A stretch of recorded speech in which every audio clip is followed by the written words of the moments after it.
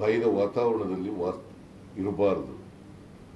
ಪರಿಶಿಷ್ಟ ಜಾತಿ ಪರಿಶಿಷ್ಟ ವರ್ಗದವರು ಯಾರು ಕೂಡ ಭಯದ ವಾತಾವರಣದಲ್ಲಿ ಇರಬಾರದು. ಸೊ ಇದು ಬಹಳ ಸ್ಪಷ್ಟವಾಗಿ ಸೂಚನೆ ಕೊಟ್ಟಿದ್ದೀನಿ. ಕನ್ವಿಕ್ಷನ್ ರೇಟನ್ನು ಹೆಚ್ಚು ಮಾಡಿ ಅಂತ ಹೇಳಿದ್ದೀನಿ. ಮತ್ತೆ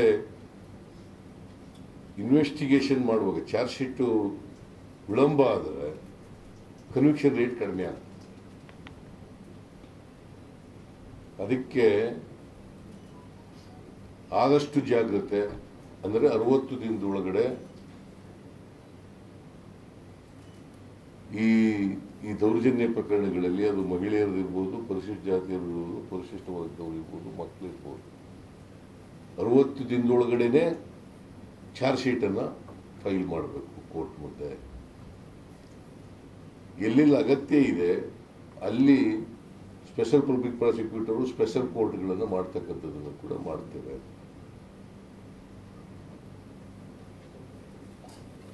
ಒಟ್ಟಾರೆಯಾಗಿ ಶಿಕ್ಷೆ ಪ್ರಮಾಣ ಹೆಚ್ಚಾದರೆ ಅಪರಾಧಗಳು ಇಳಿಮುಖ ಆಗ್ತವೆ.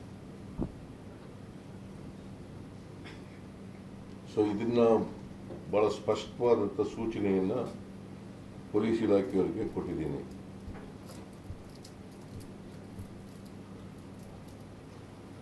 ಆಮೇಲೆ ಈ ಬೀಟ್ ಮಾಡ್ತಾರಲ್ಲ ಪೊಲೀಸ್ನವರು,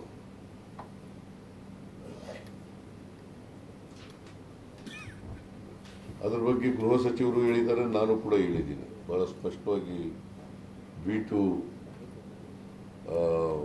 ಹೆಚ್ಚು ಮಾಡಬೇಕು. ಆಮೇಲೆ ಅದನ್ನು ರಿಪೋರ್ಟ್ ಮಾಡಬೇಕು. ಹೈಯರ್ ಆಫೀಸರ್ಗಳಿಗೆ ರಿಪೋರ್ಟಲ್ಲಿ ಇನ್ಸ್ಪೆಕ್ಟರ್ಗೆ, DYSPಗೆ ರಿಪೋರ್ಟ್ ಮಾಡ್ತಕ್ಕಂಥ ಕೆಲಸವನ್ನು ಮಾಡಬೇಕು. ಮತ್ತು ಹೊಯ್ಸಳ ಕೂಡ ಅದರ ಮೇಲೆ ಸೂಪರ್ವಿಷನ್ ಜಾಸ್ತಿ ಮಾಡಬೇಕು.